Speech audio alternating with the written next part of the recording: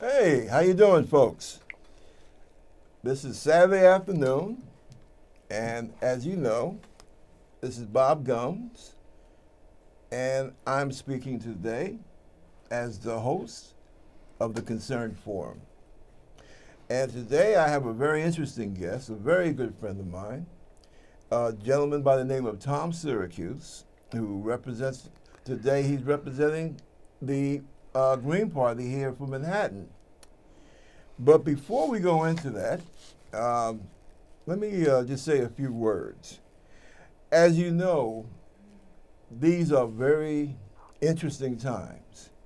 And unfortunately, our heart goes out to the people who have been killed and wounded in what happened over in Belgium, in Brussels. As a result of the apparently the bombing by ISIS. At this time, I know that many people would feel it's time to go and seek vengeance, turn the Middle East into a parking lot, etc. You know the drill. I would caution all of us to keep in mind that that type of thinking is what caused us to be in the mess that we're in the first place. We have to become a little bit more radical here in America. And when I say radical, I mean radical in the sense of what the word actually means. Radical comes from, I believe, the ancient Greek, which means the root. And when I say that we need to get a little radical in our thought process, that's exactly what I mean. We need to start going to the root of the problem. Why is this happening? Why are young men, in some cases well educated, committing mayhem on innocent people? I don't believe that these things just pop up out of themselves. And this is something that our leaders really need to explore. And I would say that it would make more sense for them to do that than some of the nutty ideas that we have received, especially from two of the participants in one of our major parties. One wants to basically try to build a wall around America to keep the rest of the world out. The other one, I'm speaking of course of Ted Cruz, he wants us to basically have something similar to Warsaw ghettos. When he talks about walling off or patrolling areas where you have a lot of Muslim people living. I'm usually in disagreement with our police commissioner, but this is one time I'm in lockstep with our police commissioner when he said that Senator Cruz doesn't know what the hell he's talking about. I don't think anyone could have put it any better than that. And that's my thought for the day. Now, once again, my eminent guest and friend, Mr. Tom Siracuse. Well, thank you, Bob, for inviting me onto your show. Actually, my parents and I were born on the Upper West Side, and I've spent most of my life there. Okay. And I'm not only involved with the Manhattan local of the Green Party, but I'm also the chair of the Committee to Protect Rent Control. And I've seen the Upper West Side become totally gentrified and the rapid disappearance of mom and pop businesses and the mushrooming of these gigantic high-rise luxury buildings.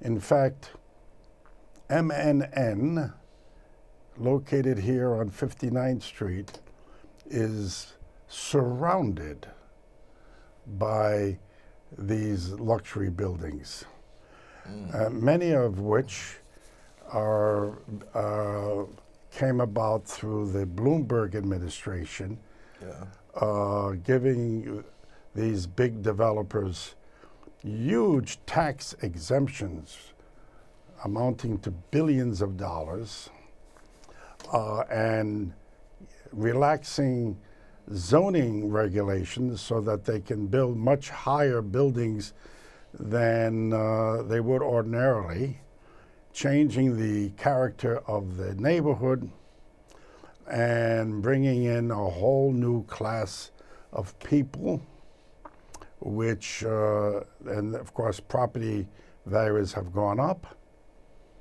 and displacing many of the people that used to live here, mostly people of color, working class people. And in return, that program, by the way, was called Inclusionary Housing and Zoning. And in return, these big developers were supposed to include 20%. Remember the 80-20 thing? Right. What happened to that? Well, I'll get into that in a minute with the de Blasio administration. So 20% of the units were supposed to be affordable. But what does affordable mean? So an 80%, of course, would be these very high rent, market rate rents. And of course, if you turn over the housing to private, profit-driven big developers, they're out to make a profit. That's totally understandable. Right. They're not going to make a profit if most of the units in their buildings are low rentals. They have to have the overwhelming majority of units. In the case of the Bloomberg administration, 80% to be for wealthy residents who can pay high rents. Now, the de Blasio administration has extended this inclusionary housing and zoning program where they have any new buildings that are put up, any of these new luxury buildings must have 30% of the apartments being affordable. And of course, 70% would be for the high income market rate tenants. Now that 30% of so-called affordable housing is based upon what is known as the area median income of the metropolitan area. And that includes Westchester and I believe Nassau County. But even here in New York, I mean, my God, you're going to be averaging in billionaires as well as people on welfare. So the median income is $78,000 a year. Now, the de Blasio plan is to push for 40% of the 30% that would be affordable, 40% for those who are making on the lower range of the affordability range. So, say as little as $30,000 a year, $40,000 a year, and then the rest, 60%, would be for people making, say, between $50,000 a year upwards $90,000 a year. Now, already we're talking about 30% of the units, the total units, and 30% of 30% is 9%, where we're talking about low-income residents. So that means that under the de Blasio plan, you'll get about 9% of the units reserved for low-income residents. On the other hand, what about those who are making under $30,000 a year? They need not apply.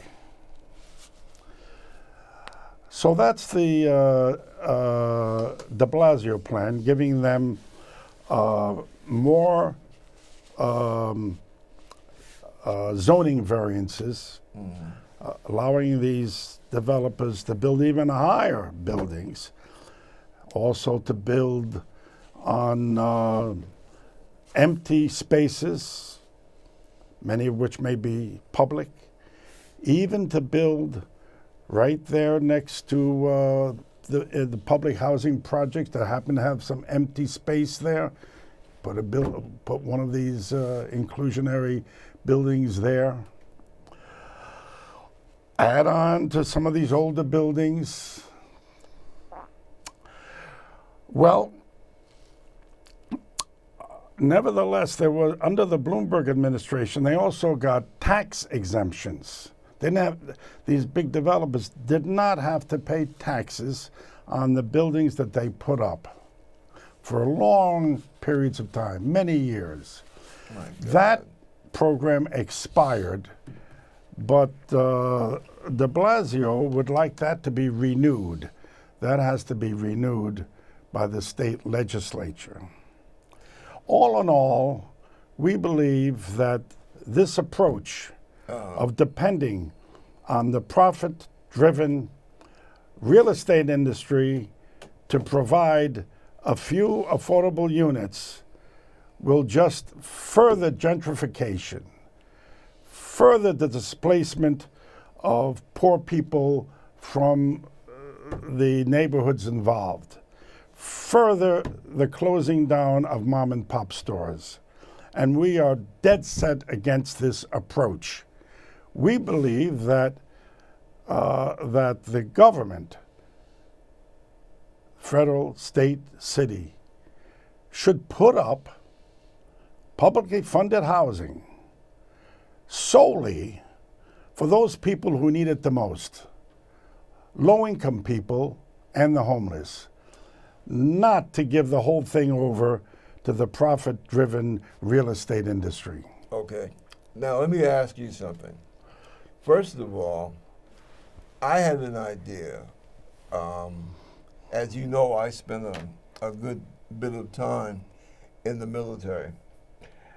I also know that in the area of housing, I have been both with the Army and the Navy and the National Guard and the Reserves. We can build cities in a day. I've seen it done. I've helped to do it. I don't understand why it would be such a problem to take all that expertise and use it for the good of our fellow citizens here at home. And by that, what I mean is every governor has a National Guard at his disposal. Remember, unless active emergency has been declared or war has been declared, the National Guard belongs to the governor of that state. every guard unit has an Army guard and an Air Force guard. Both of those guards have engineering outfits. What would be the harm in just taking a piece of, staking out a piece of land as right on the edge of the city and putting up, I'm not going to say temporary housing, but some kind of basic housing so that children and the elderly especially and people who are working but simply cannot afford to rent, where their fellow Americans could have a place to lay their head at night.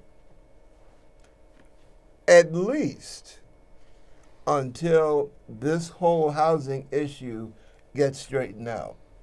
Okay? Rather than people having to take a chance with their safety, with their lives in some of these cruel shelters. And you know me for years, and you know that my son and myself, we experienced that, okay?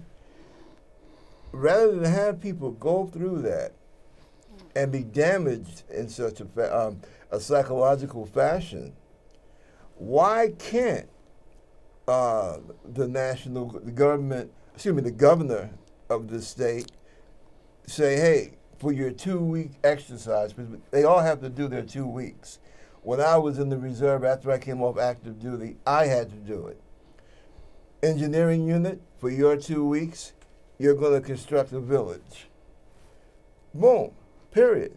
That's the end of it. Why can't that happen? You tell me.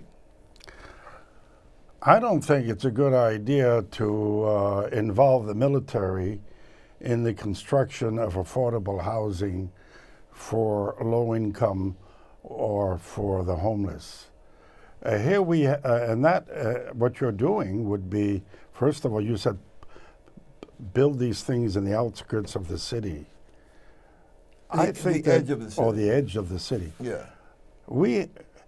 I think that people of all classes have the right to live within the city, and that includes low-income people. Okay. Number one. Number two, All right. we have people who are expert in building and construction, maintenance. They belong to the construction unions and the maintenance workers unions. Okay. And so they're the one. In fact, they managed to block the automatic renewal of that tax exemption program in the state legislature by telling the state legislature they will not involve themselves with the building of these luxury buildings unless they hire union labor at union wages. Now, it's not going to go over very well with the working class and the unions to have some of this done by the Army. I don't think that's the way to go. I think the way to go is to for the government to fund affordable housing for the people who need it most, and for those people right here in the city of New York. The majority of people who live in the city of New York are still working class people. Most of them are not unionized anymore, but that they need the housing. Okay. I agree with you. Hold on, hang on a second. I agree with you 100%. But what I'm saying is that right now we have a housing emergency. And fortunately we're going into what seems to be spring. Hopefully it'll stay like this. I bring up that idea about the National Guard only as basically a thumbnail cover solution, okay? I don't think, is somebody calling you? It's not me. Oh, here goes my phone right here. I'm very concerned when I see people freezing in the streets of New York. And I guess what I'm doing, I'm just basically putting it on the level of, if you can build housing for people overseas, why can't you do it for people here in your own country? I'm going to check to see if my phone is totally shut off. Oh, okay. You're the man of, I know, that might be the president.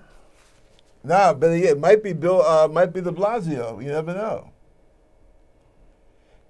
As a matter of fact, I said that in jest, but as a matter of fact, if that was Bill de Blasio on the line, and he said, "Hey, Syracuse, I hear you're knocking my program.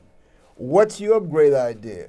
What would you tell him right now? I would tell him what I told you. Find the money, and it's there. There's plenty of money to build stadiums. There's plenty of money to give private developers billions of dollars in tax exemptions. We have we have a tax system, city tax system, that is one of the most regressive tax systems there are. It's a flat tax of up to 10%, so that I pay 10% of my salary in the city tax, and a multimillionaire pays 10% of his salary. So why don't you raise that a little bit more for these millionaires to pay some more taxes? We have a tax called the stock transfer tax. I think it's a penny or something on every stock that is bought and sold. That generates billions of dollars at the end of the year. It's collected. And where's it go? And guess where it goes? Where's it go? It's refunded back to the people who pay the tax. So the money is there, because that's one of the things I hear from people. We have to depend on the private real estate industry to get to build housing. No, we don't. The private real estate industry didn't build public housing in the 40s and 50s. These housing projects, a lot of people say, oh, we don't want to go there. But one of the reasons that the housing projects have serious problems is because they're not funded well enough. Not enough money is being put into them to maintain them properly, to quickly fix repairs. Now, you know I grew up in public housing, right? So you know what of course you know what I'm talking about. Not enough money is put in there to properly to provide good security, and I'm not talking about putting armed policemen in the public housing. To put in people from the neighborhood as security guards, well trained, without guns. I don't believe they have guns now, but there are not enough of them. Not to put rookies from maybe who live outside the city in to patrol, because you know what happened and what could happen again. So that's why public housing is problematic. It has not been properly maintained. So the money is there. We can do it. The question is, why then has the de Blasio administration, so I'll talk to you, Mr. de Blasio, why haven't you and the city council find money to put up government-funded housing, well-run, solely for the people who need it most? Low-income people and the homeless. why haven't you and the city council embarked on that program? I have my suspicions why you haven't. Okay, let's hear your suspicions. What do you think? What do you think the answer is? I think one of the problems that we have with politics in New York State and New York City in general is that we have a system where many of our elected officials, for their elections and re-elections, they have to go, or they feel that they have to go to the people involved in property management, real estate, banking, etc. The same people that are basically making it very difficult for housing for low-income people now, they feel that they have to do devil deals with the people that are helping to cause the problem. Well, why do these politicians feel they have to do this? Because our election laws, who I support, by the way, Bernie Sanders, as he says, because the way our elections laws are set up, it's basically a rigged system. So, of course, we see this in both parties, don't we? We see. So you're trying to. Okay, I'm a registered Democrat, folks, and he knows this. So basically, I'm put in a position. If I'm going to continue to be honest to what this show is supposed to stand for, I'm put in a position of having to come down on my elected officials, most of whom are Democratic, and basically say that we have to hold the Democratic Party to a point responsible for what's happening with this housing crisis. And I don't feel that I'm being disloyal, if there is such a thing in politics. I don't feel I'm being disloyal as a registered Democrat, but I think that rather than harp on the party, I think what we need to do, we need to see about fixing the system. Well, it is the Democratic Party that controls the city administration and the city council. But in fact, but what about the state, though? Everything that we have to do in the city has to be approved in Albany, It has to be approved by both houses. In Albany. And there you're going to have a big problem. Right. But we're talking right now about the city. The city council. Overwhelmingly, by a vote of 4 to, I think, 49, voted for this program. Inez Barron of a Democrat from Brooklyn, she voted against it. Okay. Barry Gorodchik, a Democrat, he voted against it. And guess who the other two people who voted against it? Who? 2 Republicans. Oh, really? From Staten Island. What their motives were, who knows? Because I don't think that these Republicans would be for the program that I'm advocating, using government money to put up publicly funded housing for the poor.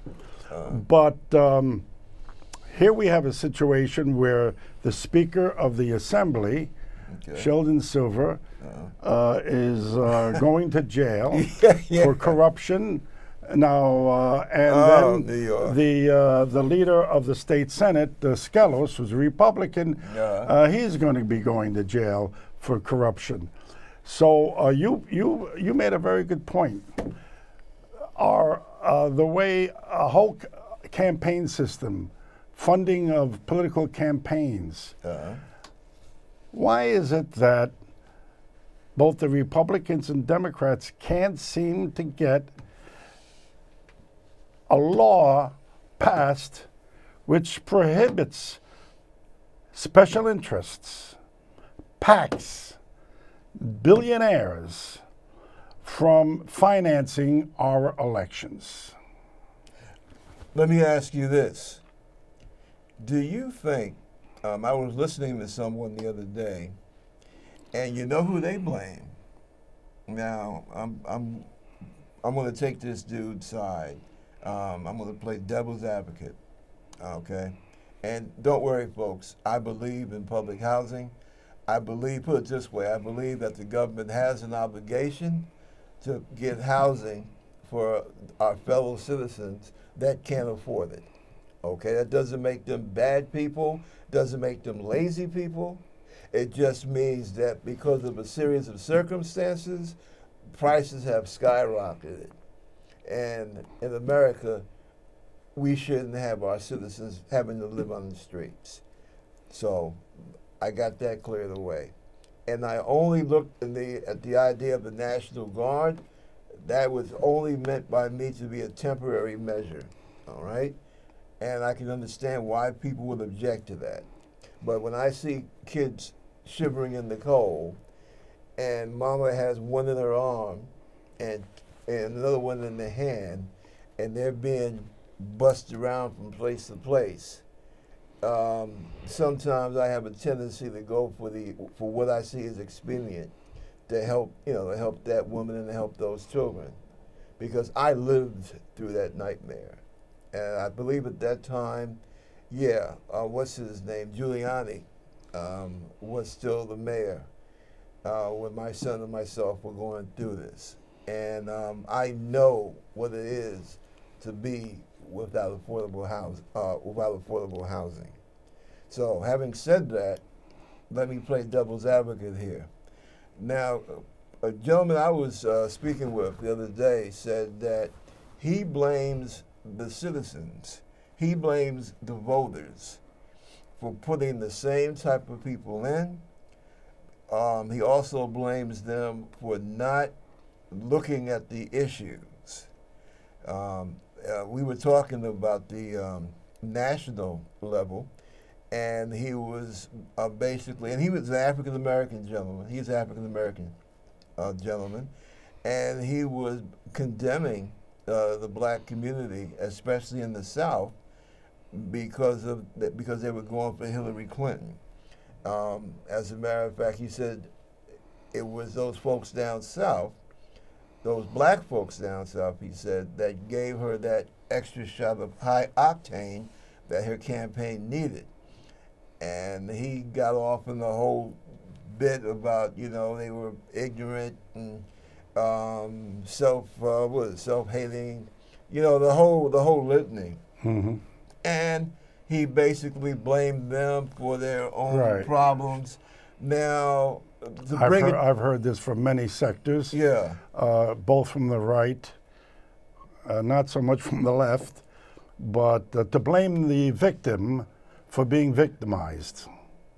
Well, that's the point I brought up. That's what it amounts to. That's the point I brought up. Well, how do you feel about that, though? Is there some truth to that? It's not only untruthful, but it totally confuses the issue. It's a total immoral way of looking at life. My politics can be summed up in a very ancient phrase. Don't do to others what you don't want them to do to you, or do to others what you want them to do to you. Well, the golden rule. Yeah, that's the foundation of Christianity. That should be the should be the foundation. That's the foundation of many religions. Yeah. And supposedly, as Americans, we believe in the Declaration of Independence, that all men are created equal. That they endowed with certain inalienable rights. That among those rights are life, liberty, and the pursuit of happiness, and that it is the responsibility of government to assure these rights. So to blame people who are victimized? Yeah. Shall we blame the Africans for being dragged over here and enslaved? Shall we blame the indigenous for having their lands taken away and almost exterminated? No. Of course not. I do not go along with that kind of thinking. Why But we is it- certainly Yeah. can blame people who say that they're representing the interests of all the people, that they're representing the interests of the small mom and pop stores, that they're representing the interests of working class people. And then they go ahead and they put forth a program that's really in the interest of a small group of people called the real estate industry. Well, let me ask you this. Again, as devil's advocate, we know this. Most people, I would say, that vote know this, or at least they should know this. Yet why are those people who are supposed to represent them, they constantly misrepresent them, and they constantly keep getting reelected? Well, I don't agree that most people know what's going on. And one of the reasons that they don't know is because we do not have a free press that represents all classes in this country. The media is controlled by the very same people that control the politics and control the economy. We all know So Fox News most is a people, rag. We know when that. they come home from work, to expect them to go on the computer and to spend a long time trying to, say, Google alternative point of views, or just take MNN. It doesn't, Here we are. It doesn't take too much when you're going through your TV selector to come across channel 34. Right. It takes a few more clicks. But most people are so used to watching the main channels, 2, 4, 5, 7, 9, Right. 11, that they've, or read the main newspapers, the New York News. Times, the Daily News, the Post. You know, we were talking before this program about your problem with Fox News. Yeah. I remember do you remember when the New York Post published a cartoon of President Obama Yes. depicting him as a monkey? Yeah. And there was a big demonstration at that time in front of the New York Post. Yeah. Do you know that the majority, what kind of people in the majority read the New York Post? I believe probably African American, Latino. Yes. And every time I see anybody that I know, when I see them with the New York Post, I explain to them that we have a poor media service in here in New York anyway. The New York Post is the bottom of the barrel. I explain that to people. And by the way, the New York Post is running in the red. So why doesn't it go out of business? That's a good question. Because the people that own the Post want that propaganda, that brainwashing out there. They want to confuse the public, so they keep it in business. Who owns the Post again? What, Murdoch? I Murdoch or believe? one of these? Yeah, Yeah, Murdoch. These Murdoch. ultra conservatives. Yeah. In fact, newspapers are in big trouble because now a lot of people have gotten to the point where that they realize that these newspapers somehow are not analyzing things the way they should be analyzing things. They feel this, that there's something, really missing. Newspapers and even TV So a lot of people become cynical. Only 50% of the electorate votes, you know. Yes. So it's not because they're lazy. It's because most of them, I think, are turned off of our political system. Well, let me ask you this, while we still have some time. Now, essentially what you have told us is a horror story about the situation of housing in this city. And basically, it's the powers that be, the wealthy, real estate, the banks, these folks that have a hand in it. What they're doing, they are essentially squeezing out low-income people out of the city. Right. Okay, I get that.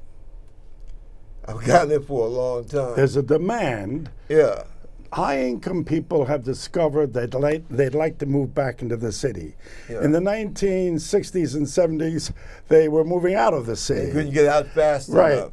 But now they've discovered, why should I have to take a train or a chauffeur Right. to drive all the way into the city to go to Lincoln Center and be entertained? Well, let me ask you I want to this. live right there. Let me ask you this. And so naturally, the real estate industry wants to cash in on this. Okay. And they're having others, their stooges, our political establishment here in the city. All right, let me ask you this. They get all working class people out of the city.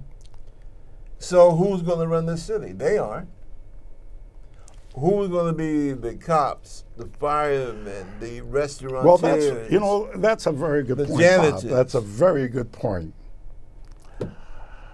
It seems that profit is such an addictive process that it blinds the people that are making these profits, because what they're doing is creating a huge contradiction. They're going to find a tough time finding workers to work in those restaurants to serve them, to work in stores to serve them, Right. to walk their dogs, to take care of their kids, because these people are going to find it very difficult to get even into the city. They're not going to be living in the city anymore. And isn't that what's happened to the economy as a whole? That in this mad quest for increasing profit, most of our industry has been outsourced to cheap labor in Latin America and to China, and to Asia and China. And now you're having a situation where people are out of work, both white and black. Why is Trump on the right That's what I was going to ask and you. Sanders yeah. on the right, on the left? Yeah. Why are they so popular? Trump, because you have a lot of white working class people who are justifiably angry for losing their positions in the economy, losing their union jobs, and the same thing on the left, as well as people of color. So these two guys, they're appealing to this growing mass of discontented people. The problem is that here we go again about the victims, blaming the victims. Yeah. Where if by not developing one's political consciousness, you're not going to figure out why this is happening to you. You're going to blame the immigrants, or the whites are going to blame the blacks and people of color, or the blacks are going to blame Mexicans coming into the country. The victims are going to be blaming the victims, instead of putting the blame where it really belongs, with a corrupt, profit-driven system. Call it what you want, capitalism or whatever. That is the problem. That being said, and this is what disturbs me, with the white working class, to be quite frank about it, when I see all these white working class guys, especially when they see a black anti-Trump protester, that's no longer a political rally. That's a lynch mob. And I'm saying, why is this ignorant bastard trying to harm me because of the color of my skin? Well, I saw the mentality yeah. when I was in the Navy, okay? So this is nothing new with Trump, right? This kind of racism has been carefully orchestrated by both political. Remember the Democrat Dixiecrats? Oh, yes. And then once Johnson got in, the Republicans saw an opportunity for their new strategy, attracting the whites in the South. And so they've been orchestrated. The only difference with Trump is that while they had done it in a rather subtle way, the message got through, law and order and all that, those code things. Now Trump is coming right out and saying what these phonies have intimated over many, many years. And unfortunately, the white working class, which I said is justifiably angry because of their situation, they've been brought up on this crap. Now, And it's very hard. Okay. So the challenge is for us to reach the white working class. I don't believe blacks going to a Trump rally is going to be able to do this. There has to be another way of reaching these voters that think that Trump, the guy in the white Charger, is going to save them. well, something else now. You keep saying Trump. And I'm trying to get people to understand one is just as bad as the other. Cruz is just as bad as Trump. As a matter of fact, I suspect Cruz is a little smarter than Trump, much more devious, and much more dangerous. Dangerous in the sense that he knows how to pull the cords of legislation. Okay? Well, And we need to keep yeah, people need to keep that in mind. I think, though, that we might be losing the focus of who really runs the country. Whoever the president and his administration are, His or her administration could be. they do not run the country. Marx said something very, very cogent. Uh-huh. Government, quote, government is nothing more than a committee of the ruling class. So whoever is the president, whether it's Trump or Bush or Obama or Clinton, they have to do what the ruling class tells them to do. Well, let me ask you this, Tom, while we still have time. If that is your theory of government, then are you saying that you're an anarchist and that we should have no government whatsoever? No, what I'm saying is that the public, Uh-huh. the majority of people, have to change their way of thinking, and that's a challenge. How are you going to get them to do that? And they have to start building a democracy in this country. Not this stuff that I hear from certain liberals, that we have lost our way, that we used to be a democracy and now we are drifting into fascism. That is a lot of crap. This country was never a democracy.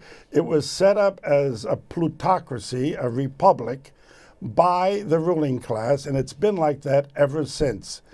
Oligarchic republic, in other Right. words. We have to build a democracy in this country.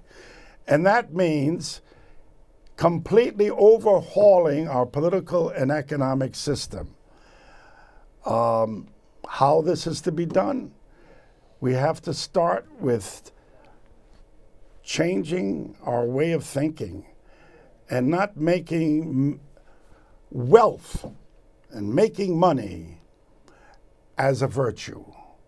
That seems to be the American way, that if you're wealthy, that means you're successful, that making money is a virtue.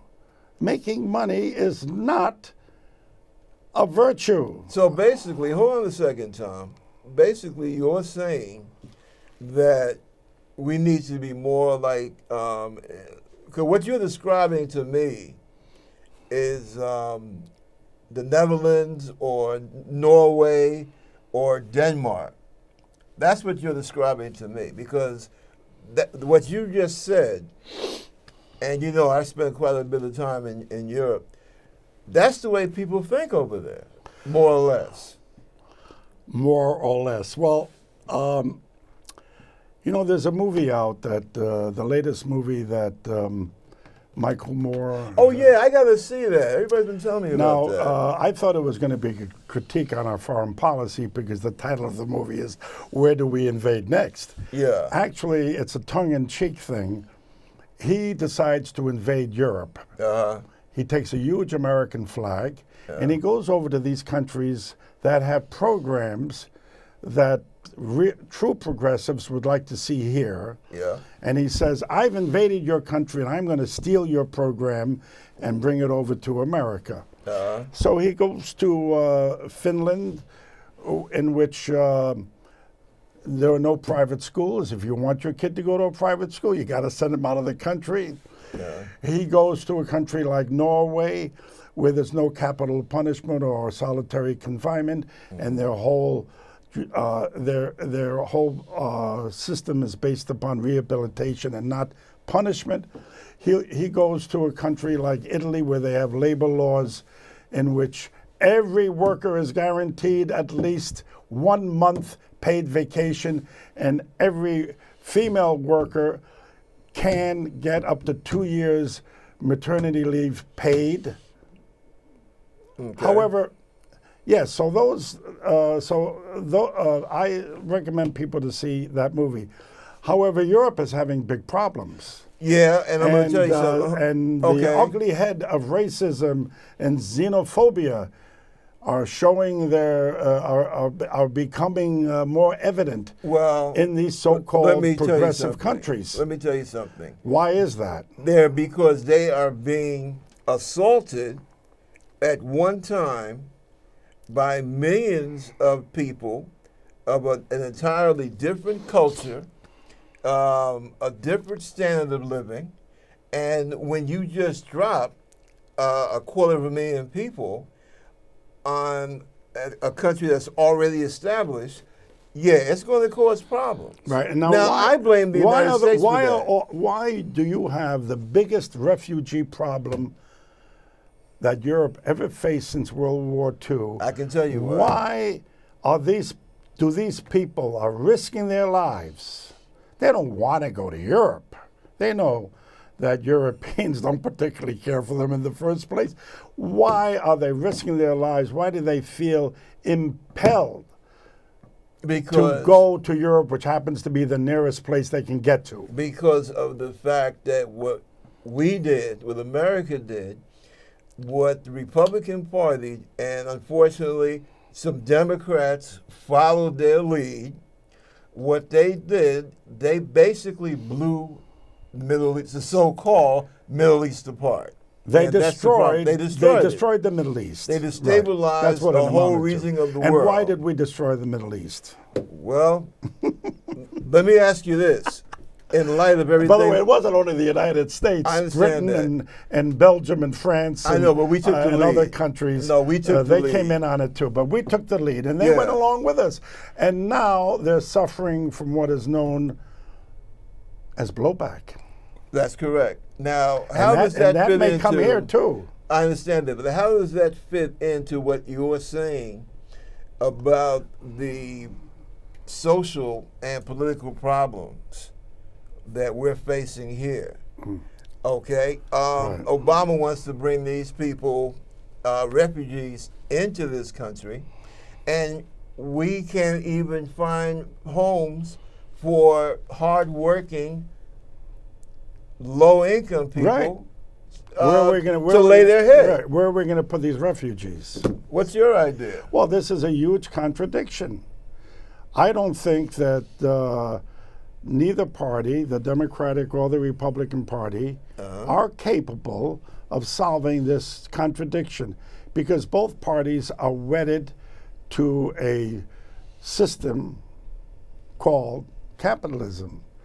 And they're not going to break with that system.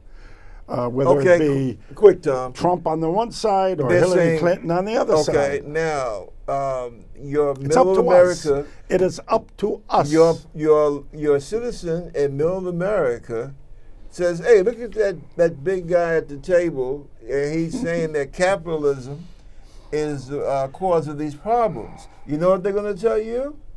Well, we tried socialism. Look at what happened to Russia. Look at what happened to Eastern Europe. What do you say in reply? What's your response? What I would say in reply is that those revolutions were sidetracked and became bureaucratic, centralized socialist states, and that in turn resulted in a new class system, party bureaucrats, and so these so-called socialist states, like in the Soviet Union or in China, and I hope it doesn't happen in Cuba because they're opening up now to the United States. These states have destroyed the credibility of the whole idea of socialism. And I have to give Bernie Sanders credit for not shying away from the word socialist and making socialism, the word socialism, a little more palatable to the American public than it used to be. Well, this is the worst part of the show because I have to start wrapping it up. But if our goal is that of trying to enlighten and inform the public, I think, thanks to you, Tom, I think that we successfully accomplished that goal. The best thing I can tell everyone out there is that you have to pay attention. You have to pay attention. You have to also develop a memory. One of the problems that Americans have, in my opinion, where we're too quick to try to forget things. It's important to know who you are, where you are, and where you want to go. Have a good day.